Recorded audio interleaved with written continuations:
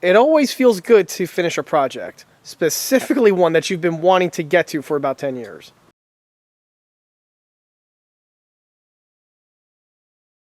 Hey everyone, this is John from EastCoastArmory.com, and I'm here today with a model showcase video for this 1/6 scale M3 Halftrack VVSS suspension.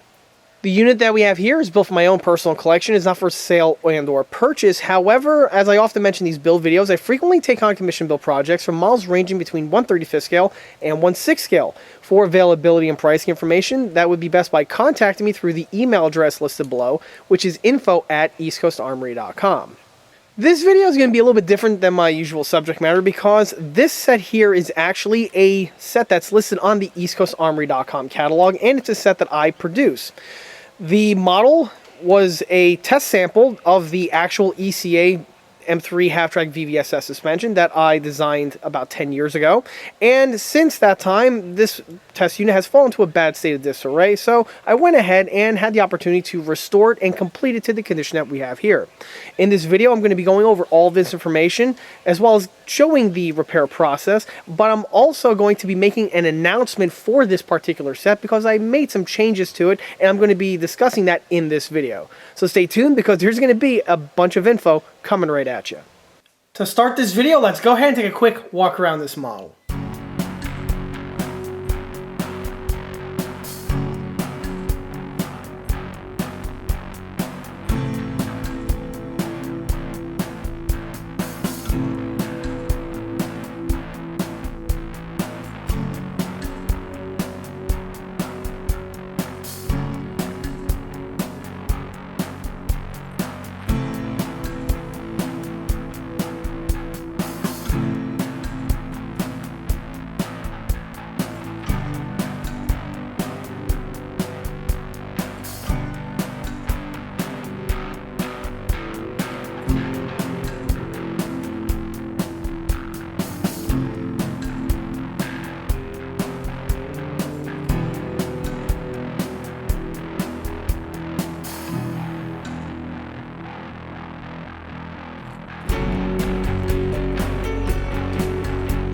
And here is the suspension set at the beginning of the rebuild. As you can see, this thing has been clunked around the shop for a good long period of time, and it has definitely seen some better days.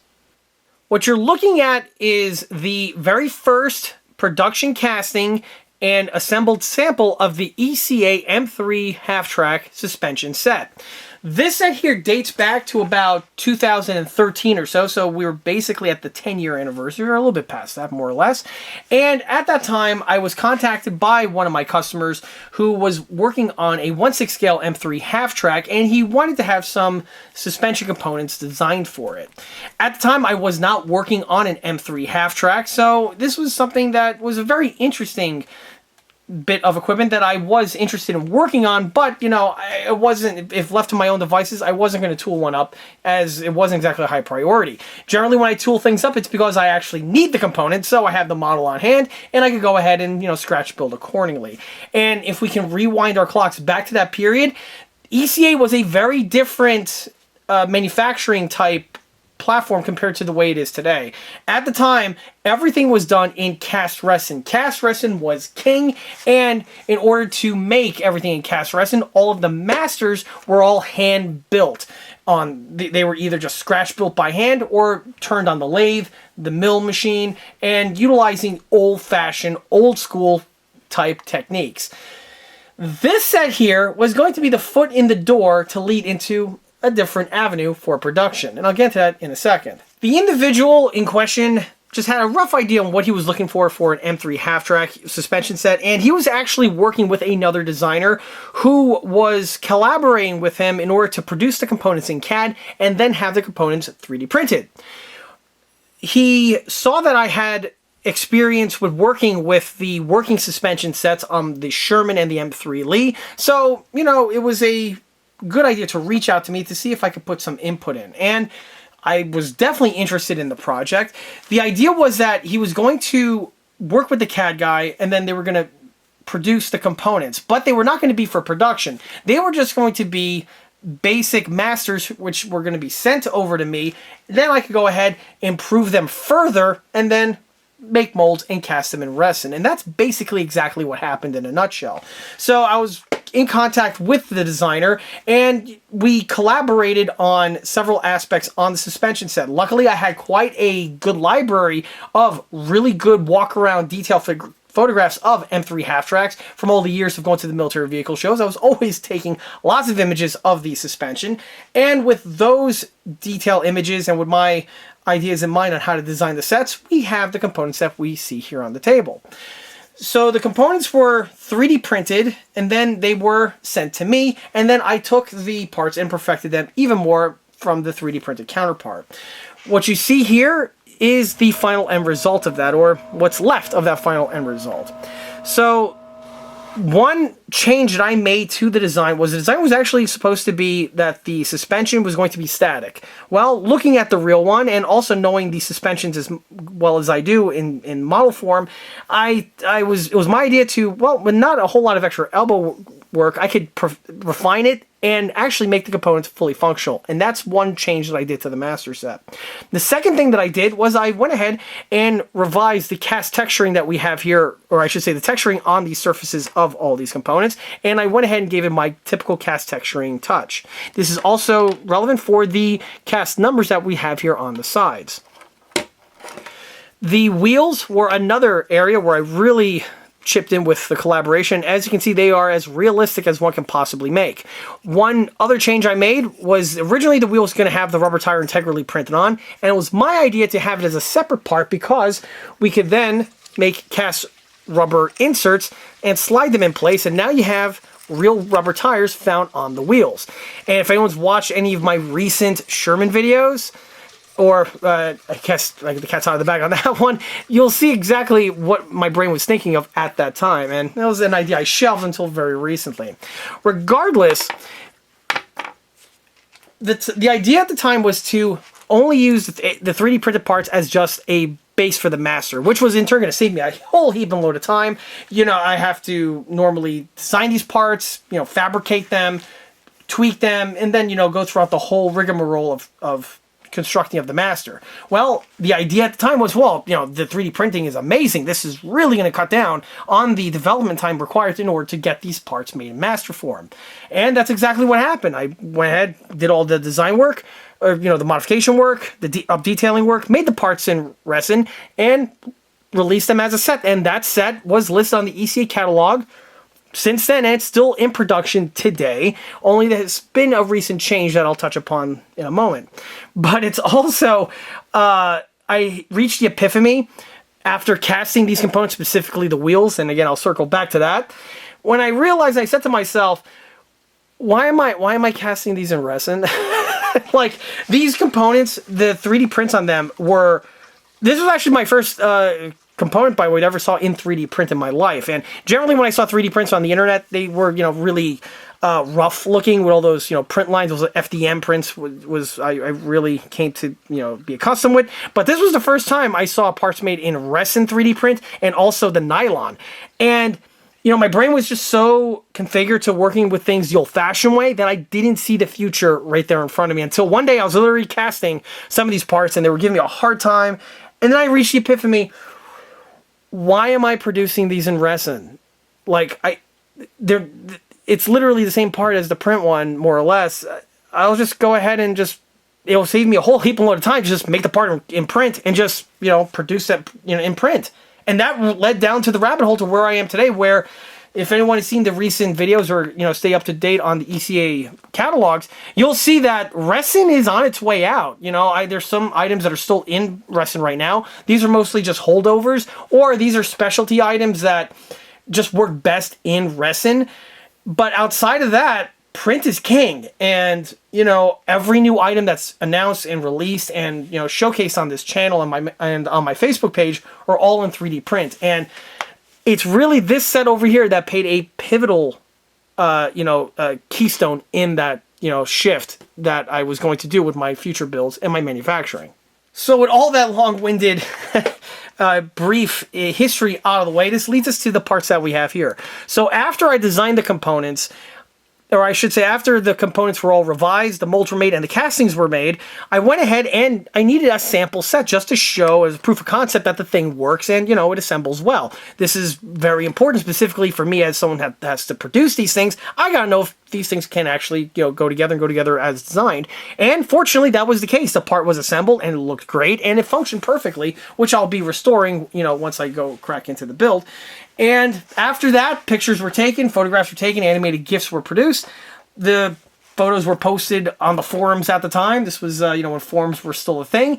And after that, you know, the piece just sat in the shop, sidelined in the corner, just clunking around. And it kept on clunking around for a number of years till we get it to the state that we have here.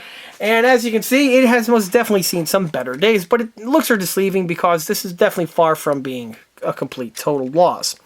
The part is a little bit damaged over here. There's something I do have to fix. And other than that, you know, it's more than salvageable. So, you know, while I was cleaning the shop, I ran into this old set. I felt really bad that I never went ahead and finished it or built an M3 Halftrack. So, you know, just like I did with the M3 Lee and M4 Sherman suspension sets where I did, you know, the same approach where I built the sample unit. Those ones were built and painted to completed display models. I'm going to do the exact same thing to this one here, only this time I'm actually going to finish it. And that brings us to this video. So the biggest damage that we have on this set is the broken little point that we have here, and this was something that was seen on the real M3 Halftracks I was studying. There's like a, I guess a tang or something that's molded into the section on the real casting. It was originally on the resin casting, but that cracked off long ago. And the other biggest broken damage is with the one swing arm, as you can see right here. It's definitely something that has taken an impact. So this is the first thing I'm going to clean up. The first thing I did before filming the steak was I took the wheels off. The wheels and the tires were all one piece, and they were held together with these fasteners here.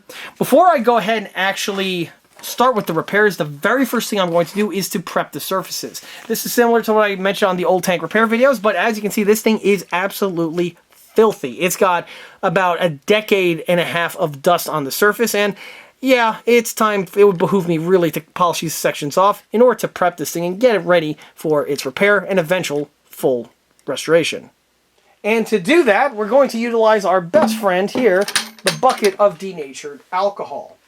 Unlike the OTRs where I need to let the thing submerge in the denatured alcohol and let it sit for a day or sometimes even more depending on my schedule, for this here that's not necessarily going to be the case because it's just surface dust and I just got to, you know, polish up the surfaces. And since there's no paint, there's really nothing else, there's no reason why this thing needs to sit in the solution here for an extended period of time. So I'm going to go ahead and briefly go ahead and quickly clean up the surfaces that we have here. Before I do, I'm going to go ahead and get my gloves on because I don't want to get this, you know, get the stuff on my hands. And I'm also going to get my respirator ready because I really don't want to breathe in the fumes. With myself all gloved up, before I go ahead and throw on the respirator and pull a Darth Vader, I am going to need to open this up and mention one last bit of equipment. The denatured alcohol itself, first I'll just get the safety briefing out of the way just to appease all the safety sallies out there. Denatured alcohol is a serious substance. You want to use with caution and take the proper safety precautions. So don't be a horse's ass. Do not drink it. Do not breathe in the fumes. And most certainly do not smoke or have a lit match or any sort of open flame anywhere near the stuff. Bad things will happen if you do that. Don't do any of that stuff. Take the proper precautions and you'll be able to be utilizing this stuff without any sort of issues. So with that out of the way, the next thing I do want to mention is this little strainer that we have here. This is something that has been seen on the recent OTR videos, and this is what I'm going to be utilizing in order to keep this thing in a safe place, which will allow the alcohol to get on the surface and will also allow me to thoroughly clean it off without having it to be thoroughly submerged. So again, for a piece like this, a thorough submerging is not necessary. So let's go ahead and do that. Actually, you know what? I'm going to go ahead and dunk it just once, just so I do get the surfaces thoroughly coated, but the remainder of the scrubbing will be done in the strainer, as I mentioned before. So, with my favorite stiff bristle brush, it's time to go ahead and mask up and start with the cleanup.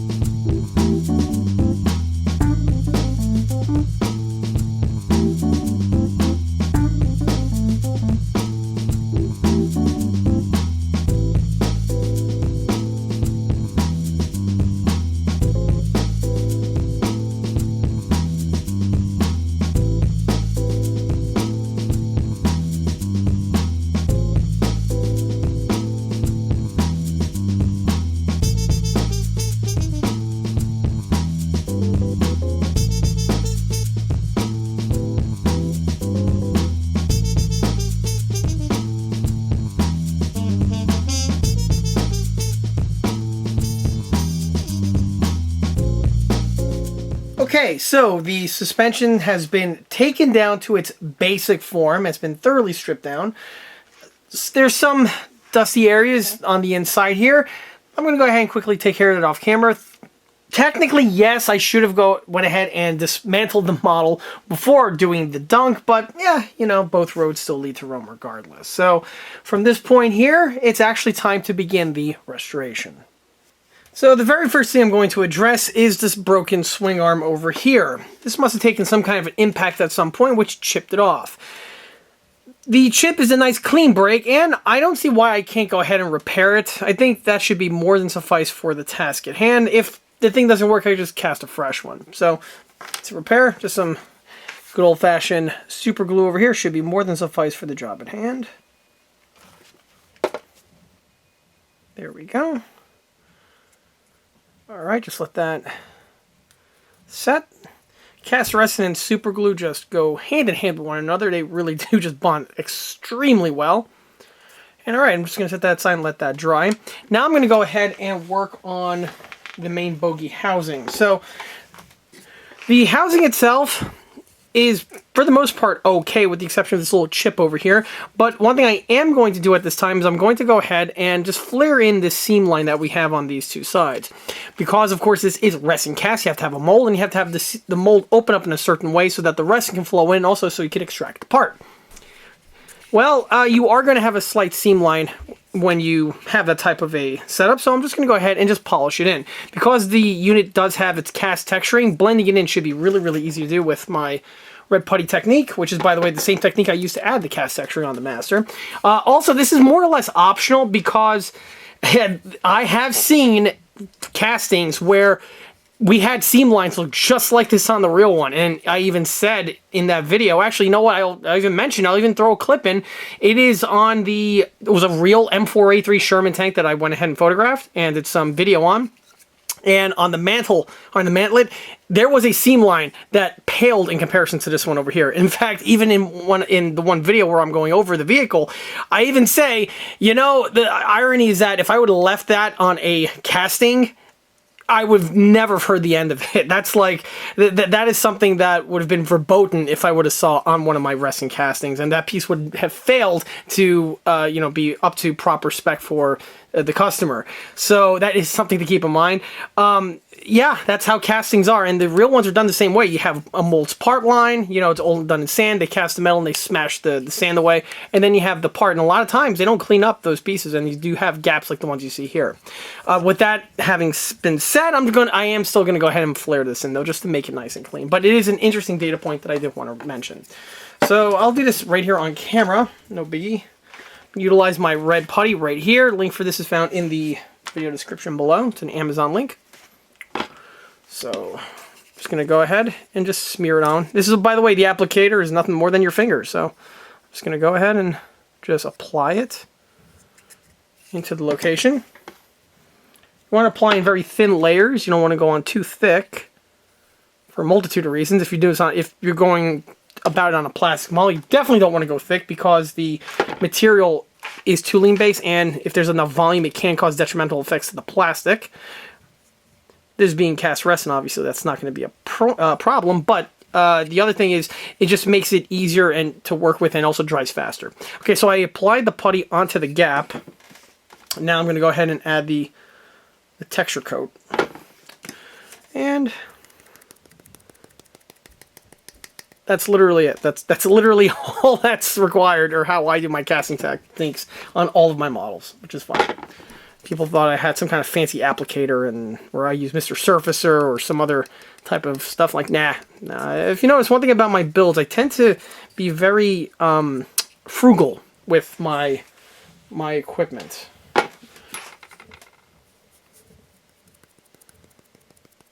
I'm just going to go ahead and flare it in further.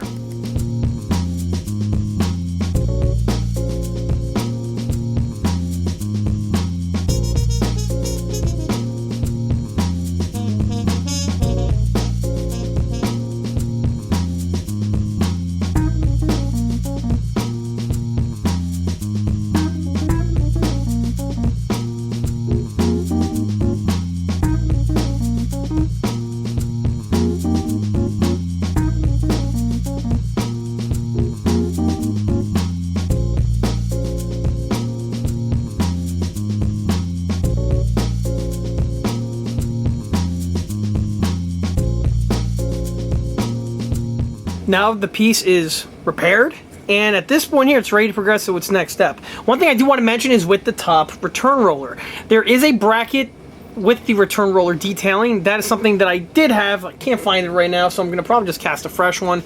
This is what the return roller looks like. There's two of these. This is one, obviously. I do need to cast the bracket, which you will see momentarily.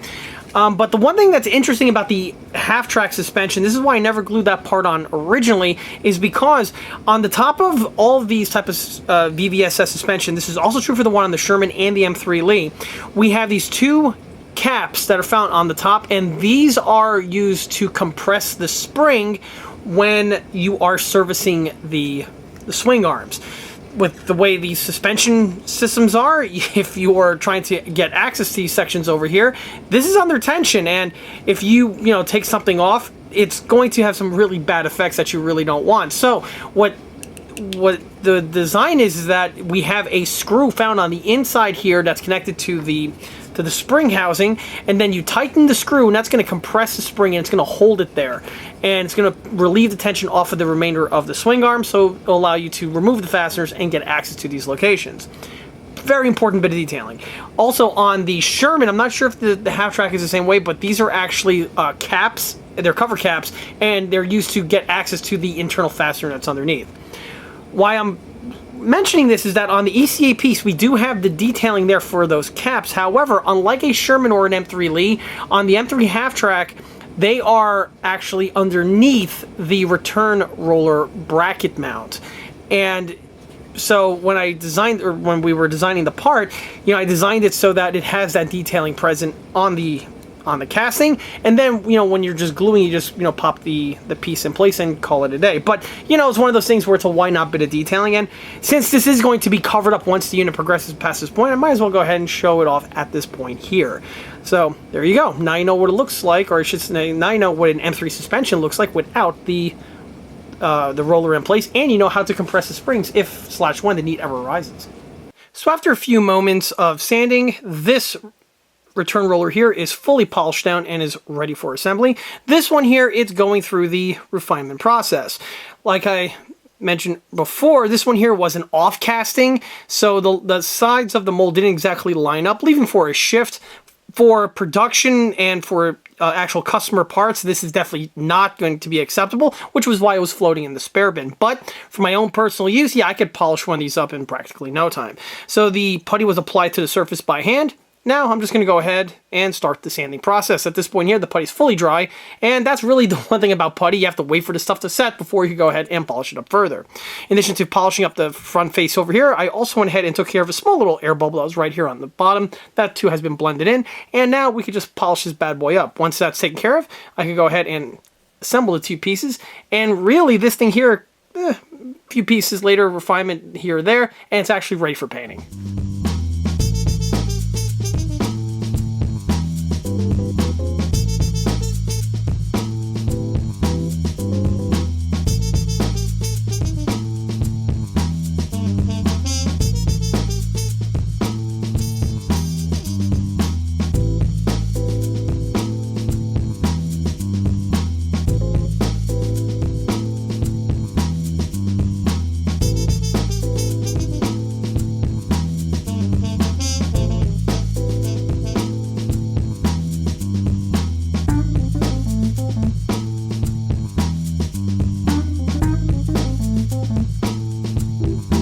So that went together pretty easily.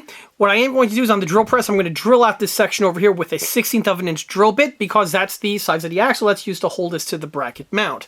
The bracket mount's actually right over here. I casted them off camera and went ahead and sanded down the pouring basins. So these guys here are just ready to be drilled out, and then they could be affixed to the bogie housing when the time comes. On the wheels, you'll notice that on the inside there's a 4-plug type assembly where it helps align the two wheels in place and makes the piece assemble very easily. On this one here, you'll notice that it only has 3 pegs, and the reason for that was, like I mentioned before, there was a small little air bubble found on this section over here, and that air bubble was on the cavity where the one piece would plug in place. So instead of going ahead and, what is that, the second time or third time I dropped something? Regardless, the peg would have been in this section over here, and for me to do the body work, if I would have tried to bore out that section of putty, it would just brittled out and cracked out, and I would have been, you know, left to do that all over again. So what I did was I just simply omitted the cavity over here. I deleted the plug that emits from the top portion, and we still had 3 other lineup points, so the piece could still line up without any sort of issues. And that's what you've seen right here. So again, this is only because this one here is not a suitable production version, but you know, again, when you're working with these blem type parts, you know, you have to think slightly outside the box sometimes. But there you go. Before I could go ahead and take the set into paint, this is the point where I want to make an announcement of a revision found on this particular set. And that takes us to the wheels. Here you can see the wheels that have been listed on this set now since I first designed this set and released it back in, again, the early 2010s timeframe. The wheels consist of 2 castings that you glue together much along the lines of the roller that I just mentioned previously. They are drilled out, and, you know, this just allows you to slip the tire on, as we saw before, and then fasten it to the swing arms, and there you go, you have your road wheels found on the set.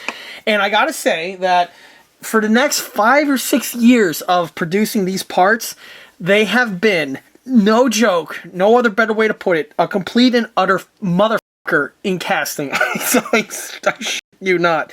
These parts, oh my god, if you only knew how many times I almost felt like jumping out of a window because of these parts and how to cast them. Of everything that I've ever made in resin and casted for 15, 20 years, you would think that, you know, the engines would have some complicated components. Several of the submarine components that we used to make would have some parts that were really finicky and hard to make, and that was true. Of all of those, these here were probably the most challenging thing I've ever had to mold. These things here were a bitch. No way to put it. They are so complex with the geometry found on these pieces here that there's so many grab points, and the thinnesses of the material are so thin that there's no margin for error. And on top of that, there are a ton that are needed for one complete set. Unlike a Sherman, where, you know, you have 2 of these per bogie housing, on the M3 Halftrack you have 4, so there's 8 wheels total. And 8 wheels divided by 2, or I should say times 2, is 16. So I have to cast this mold, this wheel here, 16 times, and I only had 2 molds. And yeah, and so, you know, when you're casting resin, you know, you wait about 25 to 35 minutes for the stuff to set, depending on the time of the year. And then when it comes to time to pop out, they break, or they rip, or they just, you know, there's a failure, and now I have to start from ground zero. So as you can see, whenever I would sell or have to produce one of these parts for our customers, it was a stress test. Yeah, totally. So, in fact, here I have some samples here on hand. Miraculously, these 2 here are actually perfect. These 2 are not this one. This one's crap. These 2 here are actually good castings. These ones are the planets lined up, and I guess I had 2 extra ones on hand. So these ones, this is what they look like, you know, fresh out of the mold. We have a pouring basin here. This gets snipped off with the saw, and yeah, then you could, you know, glue them together and finish them off. Here go. It's like expectation versus reality. This is what the type of mistakes that, or problems that I would have. Thin walls on this one. As you can see, there's a porthole on the side. This one's useless. And this one here, the whole side here just broke right off during the extraction. So, and these are the better of the botched ones. Most of the time when I'm trying to pull it out, the way the mold would open up, I would have to yank it out from this little lip over here, and, you know, there's a lot going on here that would hold it in place. And it wouldn't be uncommon for me to chip the corner like I showed on the other one, or the entire crown here would just rip right off. And, yeah, that would lead me for, basically, I would look like this. No! So, about 3 years ago, I finally said, why am I still doing this?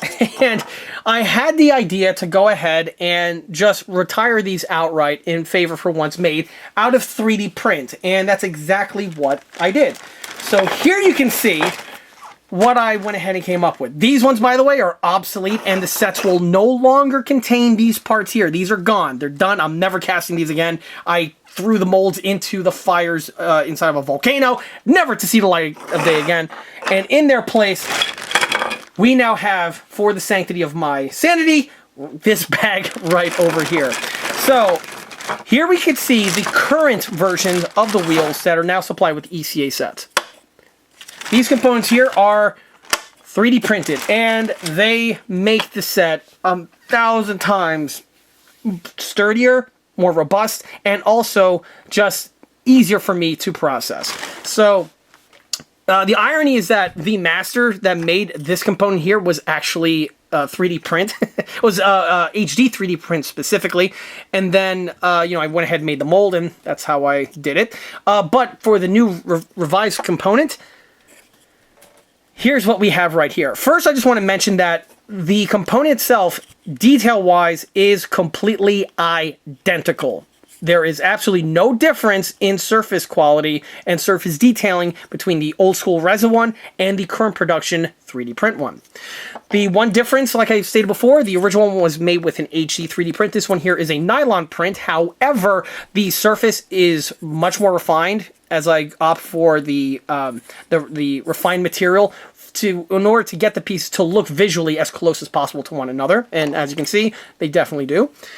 You'll notice on this one here, the material is black. This was done by request for a customer. He's actually utilizing this on his radio-controlled M3 Halftrack that he used my suspension on. The ECA suspension was actually used on that one, and to my surprise, he was actually able to get it to run, and it runs fantastic. There's videos of it up on YouTube, and I'll even throw the video link in the description below, and give the guy some love. Give him some subs. He definitely would appreciate it. Regardless, normally, if you've seen this channel, the prints that are found made with this nylon material are a white nylon. And although that's a perfect material for 90% of usage, for his radio-controlled model there, I figured, and we both came to the same conclusion, that perhaps the black would be better for the simple fact that, this is going to be an area that's going to be running, and there's going to be, stuff, hitting it. And if the paint scratches, you're going to see black showing through as opposed to white. And this definitely looks better as the model gets driven more and more, as opposed to having white nylon poking through, and you have to constantly end up touching it up. So that's why we opted for the black for this. This does cost a little bit extra compared to the standard white nylon material, but if this is something that is more beneficial to you, I will have that in the on the catalog as an option, and you could go ahead and opt for the black variant. The other thing that I wanted to make on this one here is taking again of the advantage of the 3D print. The reason why the older school ones had to be two pieces was for moldability. Obviously, I have to mold it, and it's much easier to mold a single wheel like this as opposed to a double wheel. However, with 3D print, that's no longer relevant. So rather than having the pieces be two separate printings, we now would have it as one wheel integral, nothing to worry about, no other assembly required. Just slip on the rubber tires and you're good to go. The pieces are literally the exact same spec as the older cast resin ones that you can see right here. So these are a direct drop-in replacement for the old school resin ones. I'll also take this time to point out, if anyone has the older ECA sets and are looking to opt for the newer replacement road wheels, hit me up in the not in the comment section, but you can hit me up with the email address info@eastcoastarmory.com in case anyone's interested in just for the wheels, and you can get them at a discount as opposed to having to buy the entire set. So that's where we have that. And yeah, these wheels are just so much better, just immensely. It's one of those things where I finally had enough, and I'm like, screw it, I'm just going to go ahead and reverse engineer the damn thing. But as you can see, it was definitely worth it, and these wheels are awesome.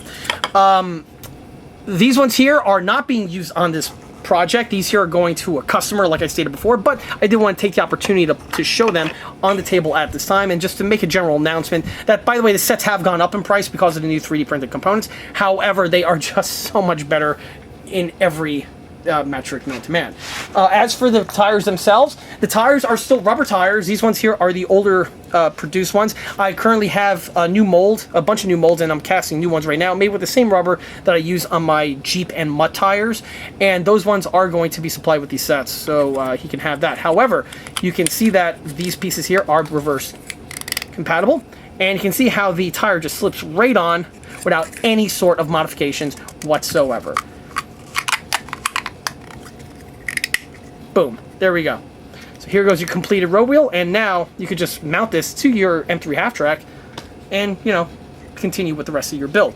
I also want to mention that another advantage that these ones have over the cast resin ones is strength. These ones here are 1,000 times more robust compared to the cast resin ones. The cast resin ones are great for what they were, but you know, if I could go back in time, this is how the sets should have been made for all of these years, and it's how they're going to be produced from here and going on for the foreseeable future. And here's the unit now fully completed. After the paintwork was wrapped, the unit was then reassembled to the condition that we have here, and the reassembly went by pretty quickly. For the paintwork, now this is generally something I talk about in the end of the video, but you know, for this one here, we're going to go ahead and do things inverted. For the paintwork, I went with my usual type format, as well as with the usual techniques that I mentioned on a large number of my other videos. For the model, of course, it was first thoroughly primed with flat black spray paint. The flat black adds an excellent base for any sort of paint to adhere to, be it some modeling paints, be it Tamiya or Model Master, if you still have some of those lying around, or if you're going to utilize a different type of paint like I do on my builds, which is exterior latex. And on the topic of the paint media, that leads me to the colors that I use to airbrush, or I should say to get the model up to the condition that we have here. A common question I frequently get in my videos is, you know, John, your models are great. What colors are you using? What brand of paints? You know, is something I could find on the shelf? And depending on the model in question, the answer is generally no. For the model that we have here, the paint is actually exterior latex. It's house paint. And this is something that I've been utilizing for many, many years on a large number of my models, from 1/6 scale to 1/72. And everything else in between. It's a paint that I'm really comfortable with using, and I've had some excellent results in the past. Which is kind of funny, because before I actually started telling people that, you know, my painting techniques, you know, a lot of people would be like, oh wow, you know, your models are great. Then when I tell them, they are, you know, telling me I'm doing it wrong and I'm using the wrong paints. You know, I don't know what to tell you guys. The only thing I know is my work speaks for itself, and I'm going to continue utilizing this paint till, you know, the end of time. And because it has some really good benefits to it. Me personally, I like having a good control over the end result. And what I mean by that is, instead of using something off the shelf, I like to take my own paints and I mix my own shade together using photographs of the real one or some color swatches or, you know, what have you. And then once I have my little color swatch or my little palette, take it to the Home Depot, they scan it, and next thing I know, I have a gallon of the stuff at my disposal.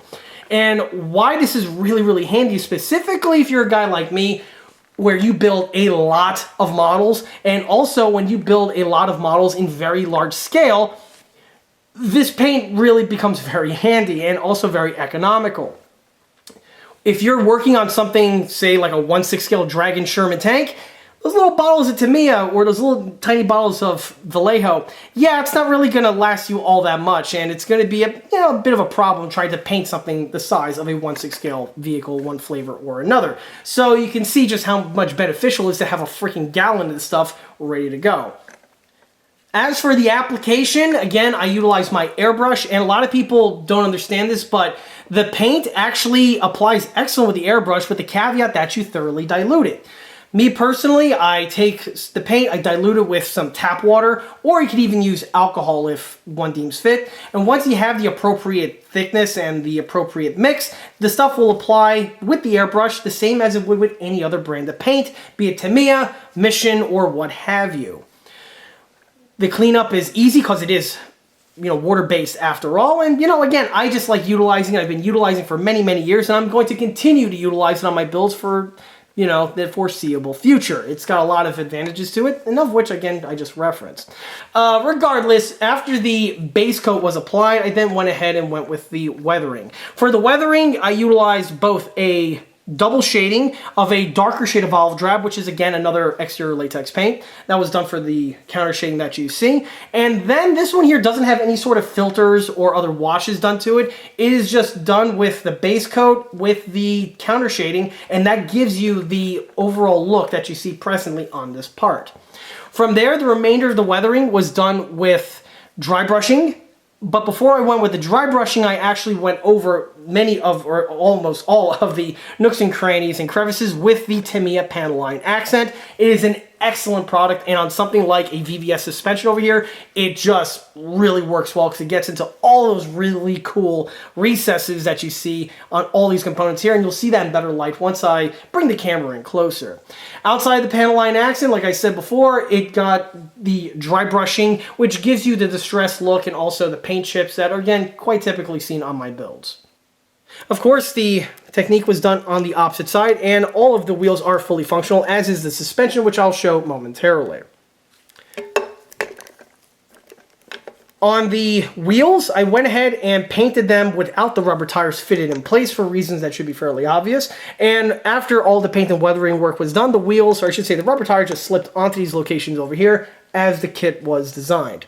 And because of this, it yields for some very realistic results. And this is, again, was part of the reason why I opted for this type of design as opposed to a traditional type format where the wheel is just molded with the material, and then you have to carefully just paint everything with a paintbrush. That could have been done, and actually it probably would have made the wheel easier to cast in resin. However, with the pieces being a separate component, it just makes for a more accurate component. As you can see, with the use of the real rubber, it just looks phenomenal. It's just like when you do tool handles and use real wood as opposed to trying to paint the plastic ones. Can you paint the plastic ones? Yeah, and will look good? Yeah, pretty much. However, compared to wood, it just doesn't look as good. It's, you know, the wood will always be superior in that regard, and same argument with the rubber tires. As for weathering the rubber themselves, I didn't do anything to them. This is exactly how they were seen in the previous scene, and with these tires here being casted about 10 years ago, they just have a natural weathering to them altogether, and once fitted in place, the remainder of the paintwork really carries it along. The next thing I want to reference with the wheel is something that I guarantee most modelers out there miss on their half-tracks regardless of scale, and that has to do with the inner recess over here in between the two road wheels. So on the American half-tracks, the wheels are in the following configuration. Like I stated before, we have a rim and then we have a tire that slips on, which is, you know, something that we've seen on many other vehicles from the same time period, specifically from the US, such as the Sherman as well as the Stu, to name a few. However, unlike those vehicles where the rubber tire goes from one end all the way to the other end of the rim, on the half-track, that's not the case. On the half-track, we have a steel backing right over here that's part of the rim. And this is part of the reason why I designed the sets with this type of format. The reason why the M3 Halftracks have this design is in order to protect the rubber tire from any sorts of damage, be it chips or gouging or any other similar type of damage that can occur from the guide sections of the track. And on the American Halftrack, the track design was very different compared to all the other vehicles, where unlike the M47 or the M26 where we have the center guide to type design, on the Halftrack it's actually more or less like a cog chain. It's the best way to describe it. And with the design over here, the chain will run into this section, and then it'll, if it needs to make contact with the side sections of the wheel, it'll make contact with the dish section, and it will protect it from causing any sorts of damage being occurred to the rubber. This design here is very similar to what we'll see on the M29 Weasel, as well as also the M28. There are a few other vehicles that had a similar type of wheel design, however, at the moment they're kind of eluding me.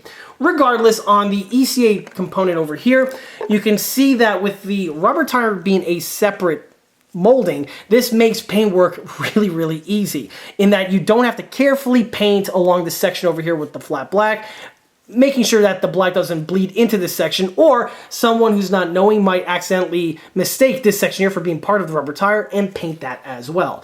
With the units being two separate materials, that alleviates all of that, as well as the other benefits that I just mentioned. However, one thing I do also want to mention when it comes for paint work, and this is specifically true for anyone building a Tamiya or a 1/35 scale M3 Halftrack of one flavor or another is, again, you want to make sure you don't paint these black. This will hurt the look of the model. And also when you're weathering them, you want to make sure you scratch and have these pieces rendered or replicated in a worn manner. On the model over here, I went ahead and added the dry brushing of steel into these sections, which gives the look that the track, or I should say the guide tooth, has been run in these areas and the paint has been worn off. You'll see the same type of weathering technique on all 4 of the main road wheels. If you are working on a smaller scale half-track, be advised, this is definitely something you want to keep in your toolbox and something you want to be aware of, and this will definitely increase the accuracy of your build tenfold. The next thing I want to mention involves the swing arms, specifically the pivot points. On the M3 Halftrack, this is one area where it's similar to the Sherman and the Stewart, but it's a bit different because of just how much more pivoting points there are in comparison. On the Sherman, you basically only have 4 per bogie, while on the M3 Halftrack, you have a lot more. And why this is relevant is with the weathering. One of the features found on these pivoting points, and this is something that I've seen personally on all the M3 Halftracks that I had the opportunity to see in person that were all in running condition, was with the lubrication. Each and every one of these pivot points is a lubrication point, and because of that, you're gonna have oil and grease residue on these locations. And for the weathering, this is very important to point out because you are going to have lots of little shiny areas in each of these areas. And of course, if you have an oily pivot point, this is going to be a magnet for dirt, grime, dust, and all sorts of nastiness. The way I replicated the grime look was with the use of the Tamiya panel line accent. As I stated before, the entire piece has the accent added to several locations. However, on the areas that are the pivot points, I bumped up the opacity by adding more than 1 coat, be it 2 or 3 depending on the area. And also depending on the opacity of the actual stuff itself. Depending where in the bottle you grab it, it tends to have differences with the opacity. Regardless, once the opacity was bumped up to a point where I liked it, I then took some Tamiya Gloss Clear and I applied it with a paintbrush to all of the following locations. And this yields for that sweaty, grimy look that you see on this component. In addition to adding it to the fasteners, you can see I also added to the areas over here around where these sections would go up and down. Of course, this is definitely something that would be lubricated. And you can also see it right over here on these locations that make contact with the pivoting point on the swing arms. The wheels themselves also have the lubrication added to the area right here where there would be a ball bearing. And with the way lubrication is, it would always seems to seep up through the fastener and it leaves for some sweat in this area right over here. And again, it's one of those little detail weathering tips that if you add it, it will just really improve the build and it really enhances it compared to just leaving everything painted and weathered in a flat manner. Another area where you will get a lot of grime built up actually is over here in the volute springs.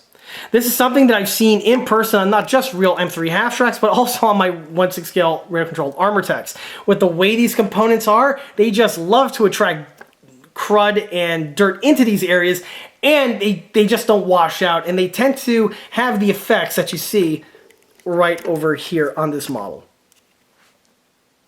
So this was again done with the Tamiya panel line accent. This is something to point out for, again, anyone who's working on a smaller scale vehicle with the VVSS, be it an M3 Halftrack, or if you're working on a Sherman, Stewart, M4 high-speed tractor, or what have you. These areas here generally have the type of weathering effects that you see on this model. Moving upward takes us to the top return roller, and this also has the lubrication effects that I just mentioned, but also another thing to mention is the composition of the wheel. You'll see that the wheels are not rubber rimmed on the top return roller, again like you would see on a Sherman. And in order to weather it, I weathered in the same format that I mentioned in my other Sherman videos, regardless of scale. The faces here were just painted with silver paint, done with the paintbrush, and then once it dries, this is the end result. Again, something like this would be appropriate for an M3 Halftrack. And just like on the Sherman and the Stewart, this is one of those areas that is almost always overlooked on the vast majority of builds that are out there. And if you just leave the section painted with the base coat, it's just going to hurt the look of the model. on these things in real life, the paint would not last on these areas over here very long, if not at all. With the way the suspension is designed, that rubber track is always rubbing up against these surfaces, and they will polish down almost immediately. So if you're building an M3 Halftrack, remember, these sections over here should be very, very shiny with a silver type color. The last thing I want to mention about the weathering work was after the paint and all of the other weathering techniques were added, the entire unit, after it was fully assembled, received a shot of VMS matte varnish. This was done to all of the locations, giving it for the final polished look that we see here. As I've mentioned on many of my smaller scale build videos, I am a huge fan of the VMS matte varnish. It just makes the models look that much better. And even though this unit over here does not have any markings or decals on it, I still went with the varnish anyway because it just makes the final outcome just look all that much more improved. The stuff gets applied with the airbrush, and then once it sets, this here is the end result that remains. Finally, the last thing I want to mention about the suspension is with the functionality. As I touched upon before, the unit is fully functional. And here you can see the unit in action. As you can see, with the way everything is hinged together, it operates just like the real one. And it has a lot of excellent articulation to it.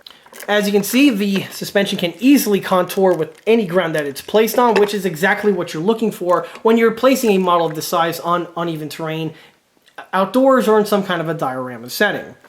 And in case anyone is wondering, no, these components here are not intended for radio control use. They are solely designed for static display. I have to say this because a lot of people out there, they see the working suspension and they commonly ask me, is this something that could hold up to RC? And like I always tell these type of people, I never intended them for RC use. These were solely designed for static display. There is a crazy individual out there who actually has his own YouTube channel, and he utilizes a large number of my 1/6 scale M3 Halftrack components, these wheels included, as well as even the sprocket and the idler wheel, and he was able to RC his model with those components, which completely got me by surprise, and it's pretty impressive that he was able to do that. Having said that, my stance is that's cool, but these components are not meant for that. They are really not meant for that. They're meant for static display. And also, in case anyone's wondering, well, John, if it's for static, why is it functional? Well, the answer is very reasonable. First, just for manufacturing the components, when you manufacture them in these segments like I've shown here, the functionality just comes along with it, and it's everything just fits together like a puzzle when you model things in that format. It's easier to make molds and castings of each separate component and actually make them work as opposed to shoehorning it as a static part. The other reason is, again, for 1/6 scale, you kind of want to have a working suspension.